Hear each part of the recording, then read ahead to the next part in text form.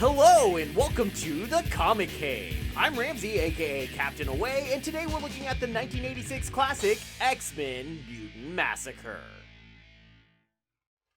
Secret Wars changed everything. In order to sell some toys, Marvel did something nobody expected and had their first giant company-wide epic crossover between many of their most popular superheroes, in a story that would send shockwaves both in-universe and out for years to come. Most notable, from Marvel's perspective at least, as a company in a capitalist society, was the money. Secret Wars was a huge hit, and that success would lead to DC copying it with a similar major event in Crisis on Infinite Earths, and Marvel almost immediately doing a follow-up titled, quite originally, Secret Wars 2.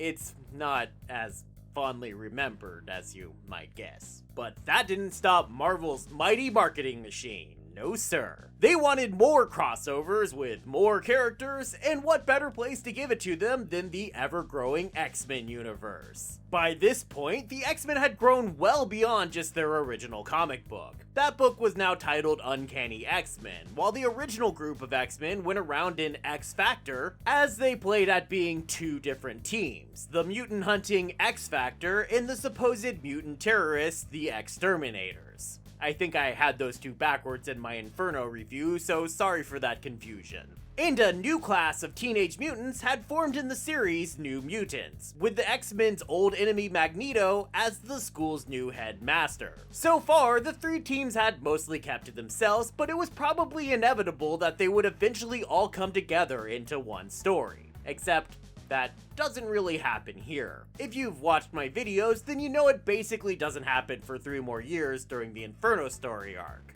But that's okay, because X-Men writers Chris Claremont and Louis Simonson still envisioned an event big enough for all the various members of the different teams to be able to participate without having to run across each other, while also conveniently pulling in other major Marvel characters in a combination so convoluted, Marvel felt the need to run ads explaining how it all tied together. They actually sent out these flowcharts like it was some kind of Mario level design instead of a crossover. And this story that they were telling would involve a group of malevolent mutants calling themselves the Marauders, as they mercilessly murder a group of underground mutant dwellers called the Morlocks. And how many Morlocks could a Marauder murder if mutant Marauders massacred Morlocks? And how many words starting with M can I mindlessly mash into a single review?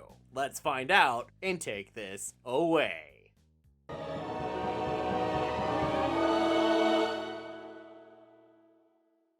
The comic opens on the massacre already having begun.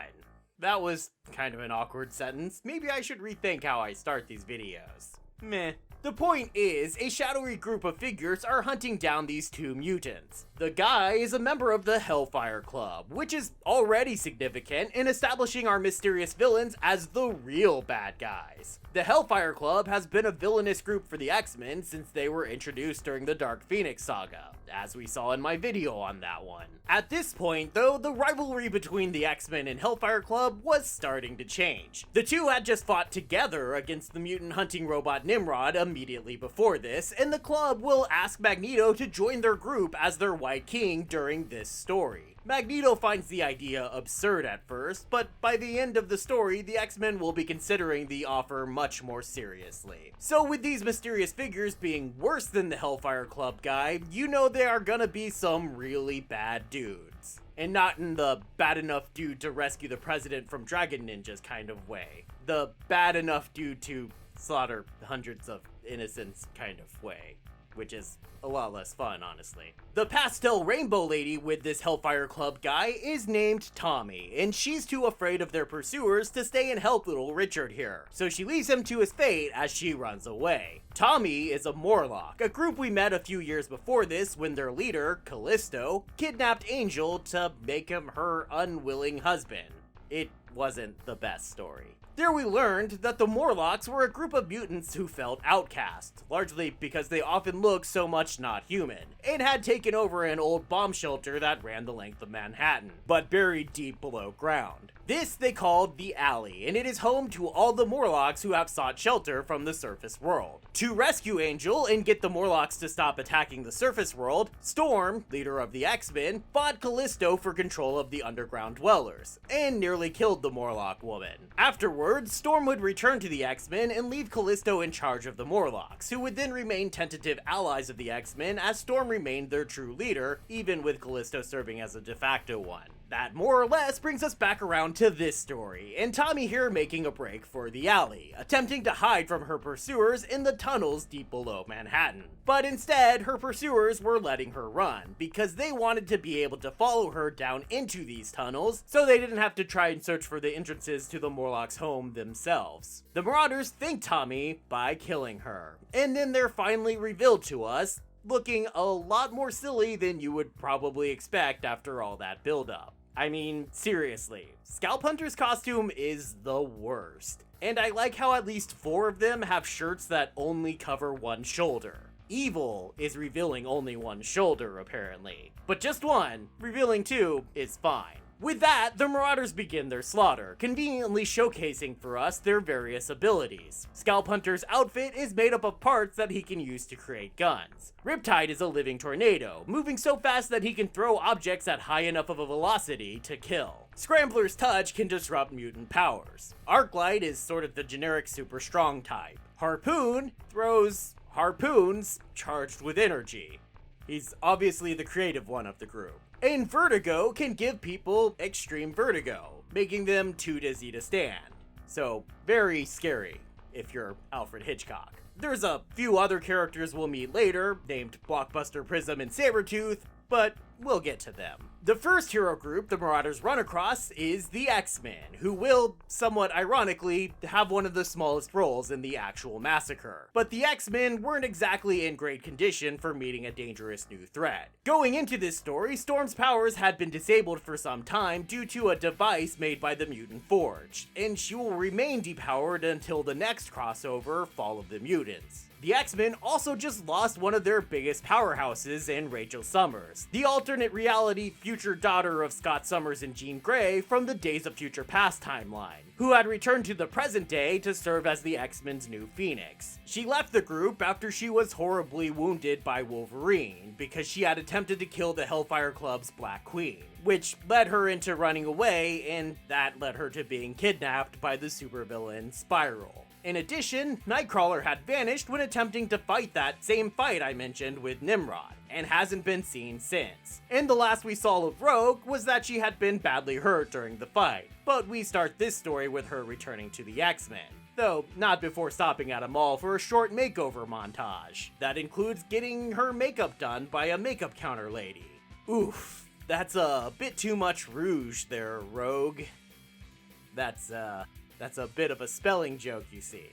Look, they made the joke first, okay? The X-Men also managed to locate Nightcrawler, who is busy repeating his first appearance by being chased down by an angry mob that wants him dead for no other reason than that he's a mutant. Nightcrawler is too weak to fight back or teleport away after what happened to him in the Nimrod fight. So the X-Men, or really just Kitty Pryde, Peter Rasputin, and his little sister Ilyana, are forced to intervene. But rather than just fight back the crowd, they decide to try to talk some sense into them. While you could probably debate the likelihood of actually being able to talk sense into an angry mob, I still appreciate this scene. Colossus attempts to convince the group that Nightcrawler has broken no laws, but the mob says human laws are for humans, and mutants aren't human. And that gets Kitty to angrily point out that not long ago, Nazis used the same language to justify murdering hundreds of thousands of Jews during World War II. And many Americans have said, and even continue to say, the same thing about black people. Someone in the mob even tries to make a flimsy, "won't somebody think of the children" argument. And another tries to say that Kitty is being disrespectful of her elders, leaving Kitty to point out that behavior like this isn't deserving of respect. It's amazing to me how much this conversation from, again, 1986 sounds like an argument you might find between liberals and conservatives on Threads or Twitter today. But it's only been in the last decade or so that comics have gone woke, right guys?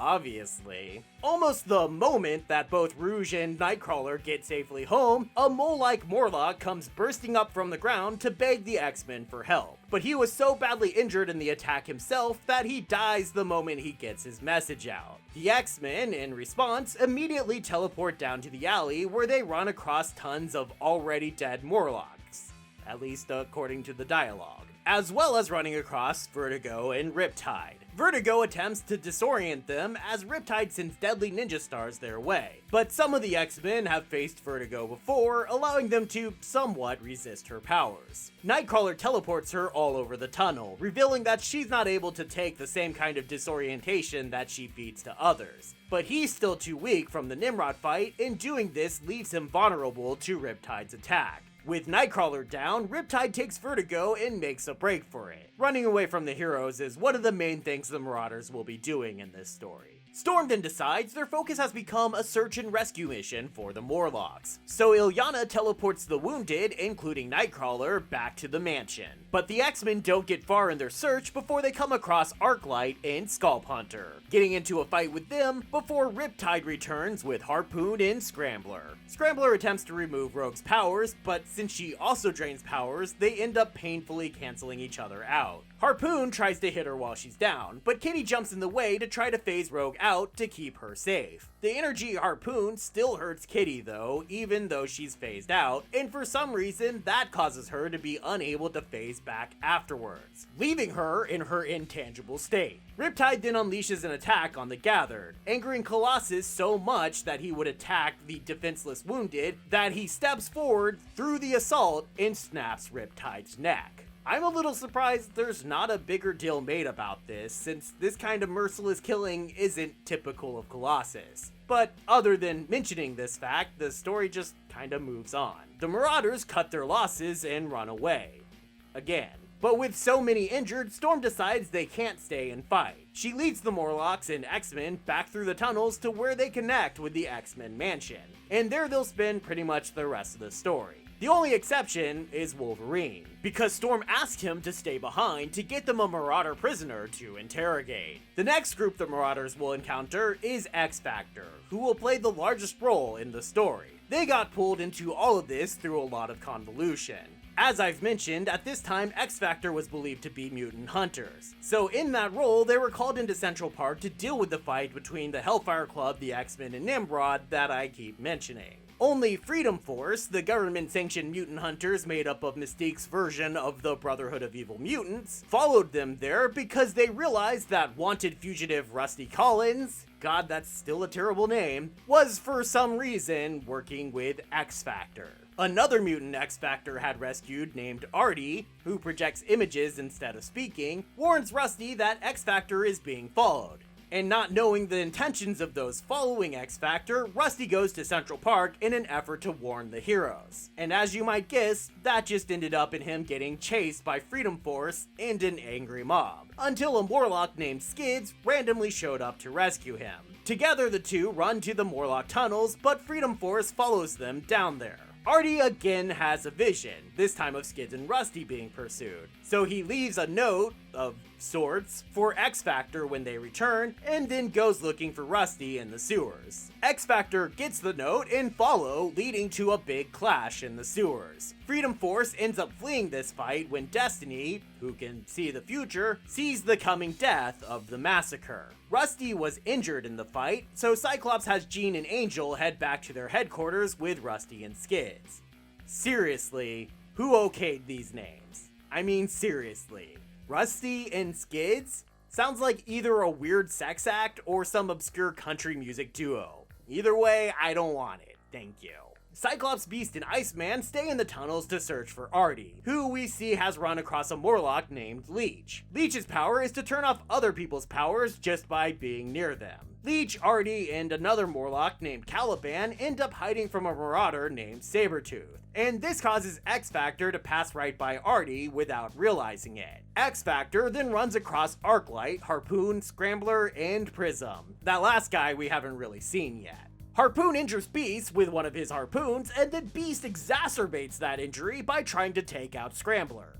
Prism reflects Cyclops' optic beams back at him, just as Jean Grey and Angel are returning to check on their teammates. Jean, seeing Scott get hurt, uses her telekinesis to smash Prism against a wall, shattering the man made of glass. With another death on their team, the Marauders again run away, and X-Factor similarly then decides to cut their losses and get out of there. Jean takes the injured Cyclops and Beast back to their base, with Iceman providing protection, while Angel heads into the alley alone to continue searching for Artie. He finds the little guy, who had run away from Leech so he could rejoin X-Factor, but they're ambushed by the Marauders returning for a second fight. Or really the third, cause they had run away previously, but I kinda combined the two fights into one to save time. You get the idea. Angel sacrifices himself to keep the Marauders' attention on him while Artie gets away, and the Marauders severely wound him, pinning him up on the wall by his wings so they can kill him. But he's saved, at the last minute, by none other than Thor, the God of Thunder himself. Thor's tie into this comic is extremely convoluted, and I won't go into all the details, but I do want to point out that he learns about the conflict in the sewers because some frogs tell him. No, you didn't hear that wrong. Because for a brief period, Thor had been turned into a frog himself, and so I guess he can still speak frog. At the least with those that had been his friends while he had been Throg, Frog of Thunder. I love comics so much. So much. Thor's display of power scares off the Marauders, but after running away, they immediately come back, only to still fail to fight Thor and run away again. But Blockbuster, another of the generically super strong types, feels taunted by Sabretooth to go back on his own to fight Thor one more time. Thor, at this point, had discovered that Angel was still alive and was trying to get him back to the surface. In doing so, he had also come across Artie, so when Blockbuster attacks the three of them, Thor shows no mercy and caves in Blockbuster's skull, making BB the third Marauder to die during this event. Not that death is very permanent for these guys, as we'll see the group, including a couple of the dead ones, again in the future, like in the Inferno crossover, as we saw in this sweet double-page spread from my review of that one. Blockbuster did manage to get a good hit in of his own though, breaking Thor's arm, but we'll learn that he's only able to do this because of yet another curse cast on Thor by one of his enemies, this time the goddess of death, Hela. More on that in just a minute. While this is happening, Power Pack got involved when they learned, thanks to the mutant power of Franklin Richards, about the danger to Leech, who they had met before. And in a list of questionable decisions Marvel made going into this story, definitely among them was the person who thought to themselves, you know what would be fun? To have a group of 8-year-olds witness firsthand the horrors of war. Dead bodies everywhere. It'll be great. Yikes. The Power Pack recently all had their powers switched around, but despite that, they're able to run off the Marauders and save Leech and Caliban. Cyclops and Jean return to the tunnels during this fight and take Leech and Caliban off of Power Pack's hands while the kids return home. Jean and Cyclops then run across Thor, who similarly hands off Artie and Angel to them, trusting them both because Artie had shown the pair to Thor in a vision, and because Thor remembers meeting them from an Avengers X-Men crossover some 20 or so years earlier. I mean, our time, not their time. I'm sure it was like 2 weeks or something their time. So X-Factor leaves and Thor flies through the tunnels, gathering up the masses of bodies and checking for any further signs of life. But it seems that the massacre is already over, most of the Morlocks are already dead, and the Marauders have already finally permanently left the tunnels. When he's sure that no one else remains, Hela suddenly appears to him and explains the curse that she gave him. Turns out his bones will now be weak and brittle and will not heal if broken. She then vanishes while mockingly laughing at him, and in a rage he sets a massive fire through all the tunnels that burns away the bodies of the dead. X-Factor feels the fire as they're returning to their base, having been slightly delayed to try to convince an extra group of Morlocks to leave the tunnels with them and just barely avoid the flames. That extra group, not trusting X-Factor, will try to head out into the city on their own, which ends up with them getting into a shootout with police that leaves all but one, a mutant that can change people's appearances by touching them called Mask, all dead. even despite X-Factor attempting to intervene in order to save lives. Before they leave the crossover, we'll also get a brief look at Boom Boom, who was actually introduced in Secret Wars 2, and then learn that the hospital Angel was taken to believes they will need to remove Angel's wings in order to save his life. The X-Men also notice the fire as Wolverine barely avoids it himself. As I mentioned, he had stayed behind to capture a Marauder and ended up getting into a fight with Sabretooth. The two talk to each other as though they had faced off before, and the comic largely acts like we're aware of that. But this story is actually Sabretooth's first appearance in an X-Men comic, or at least his first showdown with Wolverine. He had originally been a villain for the superhero Iron Fist, but this story will be the start of him being a long-running villain of the X-Men generally, and Wolverine specifically. Wolverine doesn't stay to fight Sabretooth for very long, because he stops Sabretooth just before the Marauder could kill the Morlocks healer. Knowing how badly the wounded could use the man's healing powers, Wolverine collapses a ceiling to get away from Sabretooth and leads the healer through the tunnels to the X-Mansion. When he gets there, right ahead of the fire, Rogue points out that the New Mutants are missing and hopes they weren't in the tunnels when the fire ripped through it. They weren't, of course. I haven't really mentioned them because they don't really play a part in this crossover. They did help with the wounded Morlocks as they arrived at the mansion, and then briefly traveled through the tunnels to see the dead on their way to an unrelated journey. They're missing now because Illyana teleported them all into Limbo to try to get away from the evil papa of New Mutants member Warlock, a guy named Magus. Although, he's not the silver afro variety, so who cares about that guy? The X-Men aren't in great condition. Nightcrawler is comatose, Kitty Pryde is still unable to face back to solid, and Colossus ends up collapsing in his still form. Magneto discovers that while Colossus doesn't bleed in his still form, he still loses energy through the wounds he got from fighting Riptide. So Magneto attempts to use his magnetic powers to heal the living Steel Man. While he does help Peter regain consciousness, the Russian man finds himself unable to move afterwards. This is the condition he'll be in until Fall of the Mutants, which is why he was off by himself recovering at the start of that story. Storm, feeling like she has failed everyone, runs off on her own into the woods, thinking of quitting her responsibilities and leaving. Callisto goes after her, ostensibly to kill her and take back her leadership, but as the two fight, Callisto ends up admitting her respect for Storm and makes the X-Woman realize that she still must live up to her responsibilities as leader of the X-Men in the few remaining Morlocks. There's a weird but brief interlude here from Daredevil where Sabretooth, acting somewhat out of character, has taken over the now empty tunnels left behind by the Morlocks. He ends up attacking Daredevil, but after Daredevil convinces Sabretooth that his actions killed an innocent woman, Sabretooth ends up just running away confused. Me too, big guy. It's less bad than I probably make it sound, and this story would probably work if we didn't have other stories of Sabretooth that contradict it.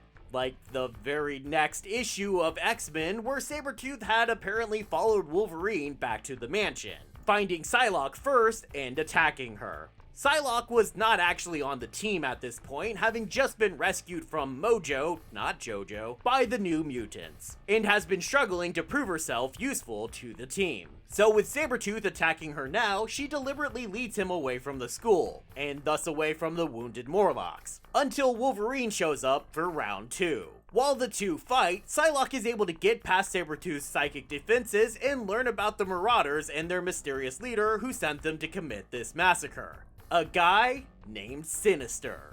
We'll see much more of him in Inferno. The fight ends with Wolverine and Sabretooth falling into a nearby lake, but only Wolverine surfaces. For her efforts in dealing with Sabretooth, the X-Men decide to make Psylocke an official member of the team. That's technically where the crossover ends, but there is one more story dealing with the final member of the Marauders, a woman named Malice. Malice was the first member of the group we technically saw, but she was also not with the others. At the start of the massacre, she was across the country in San Francisco, following Allison Blair, the mutant known as Dazzler. Dazzler's currently laying low after the public became aware that she was a mutant, and has dyed her hair black and taken a role as a backup musician for another mutant, Lila Cheney. But Malice has the power to take over people's bodies, and after entering Dazzler's body, began pushing her to start making trouble and revealing her mutant powers again to the world. The X-Men show up after Lila calls them and asks them to check in on what's going on with Dazzler. So in a swanky private club in Dallas, the X-Men confront Dazzler, and Malice has fun possessing each of the various X-Men, until she gets to Storm, who, by sheer strength of will, rejects Malice and casts her out. Malice will be seen possessing a nearby cop, but the X-Men don't notice. Assuming Malice is gone, the X-Men next invite Dazzler to join their team as well. Man,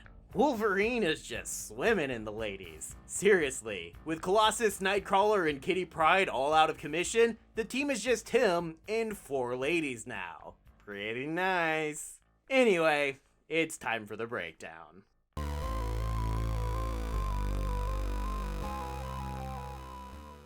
It's clear that exactly what a superhero crossover means hadn't really solidified itself yet by this story. It really was kind of the first of its kind, and that's both good and bad in different ways. The actual massacre that the event is named for is really only going on for about 2 of the 13 collected issues here. Most of the rest of it is stuff going on before or after the event altogether. And the rest of it was just some mopping up of stragglers that escaped the initial onslaught. Which is kind of weird, but honestly makes it a better story than it probably would have been otherwise. The censorship from the Comics Code Authority really took out all the claws from this story. It made it so they had to keep telling us that there were dead bodies and blood and guts everywhere because they couldn't show that to us. So the story instead focuses on the impact this horrible event had on our characters, and that impact is huge. I could make an entire video just on the things that got their start here that continue to have ripple effects through the next 2 big crossover events that I've covered on this channel. Fall of the Mutants and Inferno. And maybe I should do that. Would you guys like that?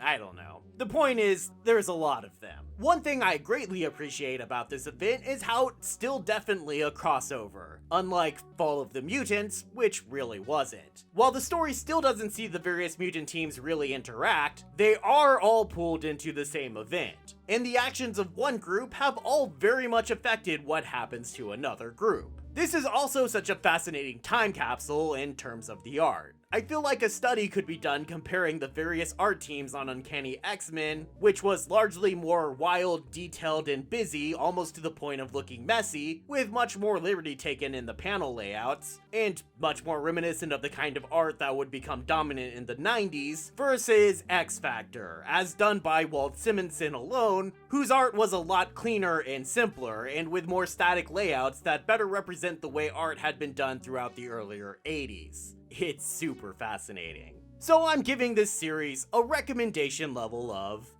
high.